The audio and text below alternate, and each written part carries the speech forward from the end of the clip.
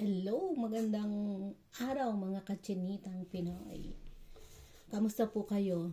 Welcome po ulit sa aking vlog, sa aking channel. Kahit po madalang akong mag-upload at baguhan pa. Kahit matagal na po yung aking account, yung aking channel, pero baguhan pa po ako sa pagbablog. Magandang araw ng Sabado. Happy weekend po sa inyong lahat.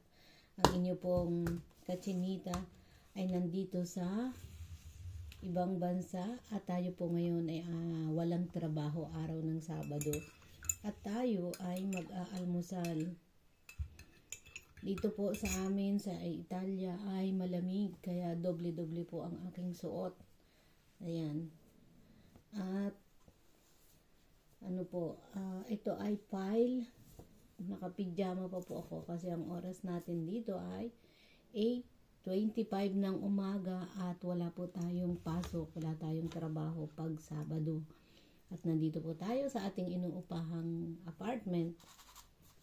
At ngayon po ay tayo mag-aalmusal. Kanina pa po akong gising pero hindi kaagad ako bumangon. Lalo pa po ang panahon dito ngayon ay umuulan.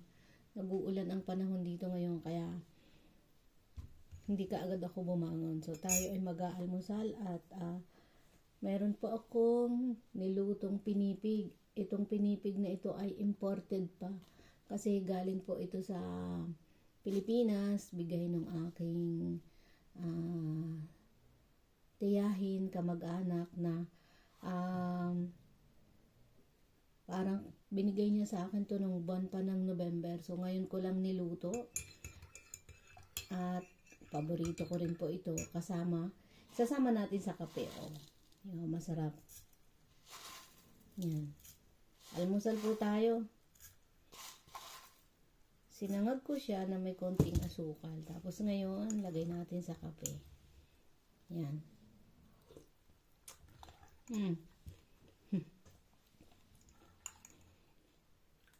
Mainit yung aking kape kaya biglang natunaw.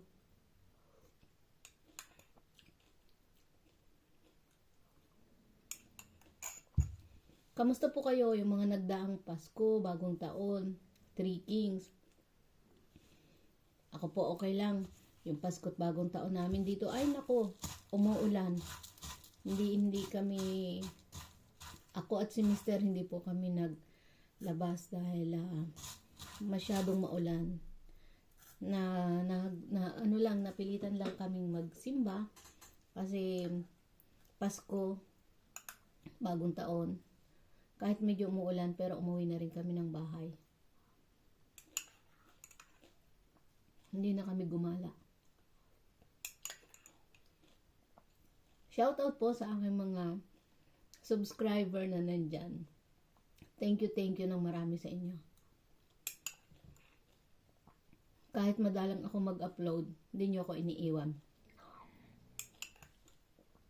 Pasensya na rin po kung hindi ako masyadong maka-upload. Hindi pa po tayo gaanong sanay. Tapos may trabaho, busy rin po ako sa ibang bagay. Kaya sa mga makakapanood ng mga simple kong upload, maraming salamat sa pag-suporta nyo.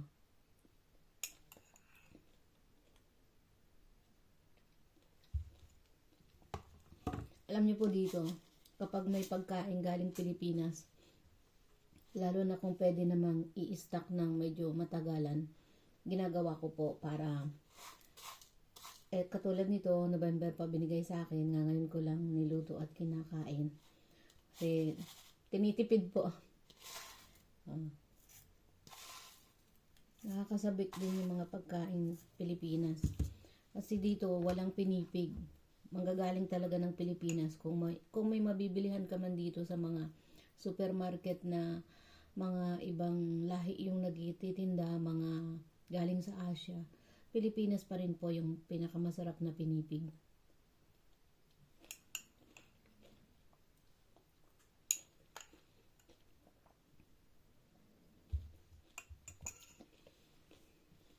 At dahil nga po, wala akong trabaho pag Sabado, kaya dito tayo sa bahay nag-aalmusal. At kahit tanghali na yung almusal natin, okay lang. Hindi po kami sanay kumain ng kanin pag umaga. Nung nasa Pilipinas pa ako, talaga iinom ng kape mga bandang alas 6, paggising ka na. Tapos mga alas 8 kakain ng almusal. Dito po dahil may trabaho tayo, pagkagising ko ng alas 5, mga alas 6, isang tasang kape, isang tinapa, yung corneto. Tapos, ang tanghalian na nung sunod na nun, 1:00 na. Pero sa Pilipinas, may almusal, may merienda. Nagme-merienda rin naman dito, pero hindi katulad ng ginagawa ng mga Pinoy na pag nagmerienda kakain ng, at kahit anong oras ay gustong magmerienda, okay lang. Sila, yung mga pero yung mga nandito naman na iba, pwede ka naman bumili ng kahit ano kung gusto mo. Pero dahil nasanay ka na yung pagkain mo ng tanghalian at hapunan ay yung oras, lalo na pag nasa trabaho ka,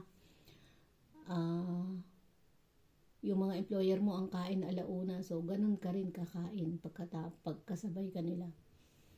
So yung almusal po, isang tasang kape, tapos kung magmerienda man, yung kape na puro, maliit lang yung tasa. Nasanay na rin po ako. Kaya pag nasa bahay, eto, dahan-dahan mag-almusal, isang tasang kape na may gatas. Tapos, kung nagkakataon po na may mga ganitong padala, bigay, yun, masarap na ang almusal. Katulad ngayon, ang oras ay 8:30 na. Yan, nilahat ko na. 8:30 na. So, yung almusal ko na to, aabantin na to hanggang alas 12. 1:00. Yun ang lunch.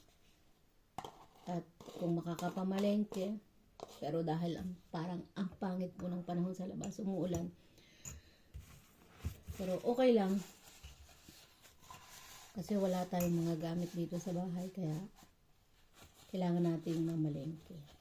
Mga gulay-gulay na, yung gulay na po dito. Kasi ngayong panahon na to, wala kang matatagpuan na ampalaya, wala kang matatagpuan na sitaw sa mga supermarket na bukas kasi nga malamig. Pag summer lang yun dito, meron maraming gulay na Pilipino.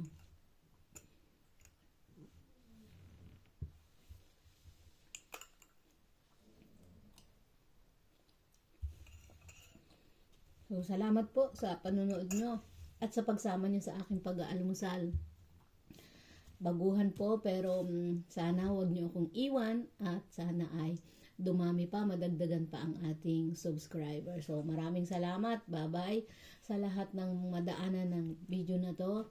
Sana wag nyo naman po akong isnabin. Kahit ganito lang ang aking video, sana paglaanan nyo ako ng panahon at malaking bagay na po sa akin yon. Maraming salamat. Bye-bye and God bless. See you po sa sunod na upload. Bye-bye. Ingat kayong lahat.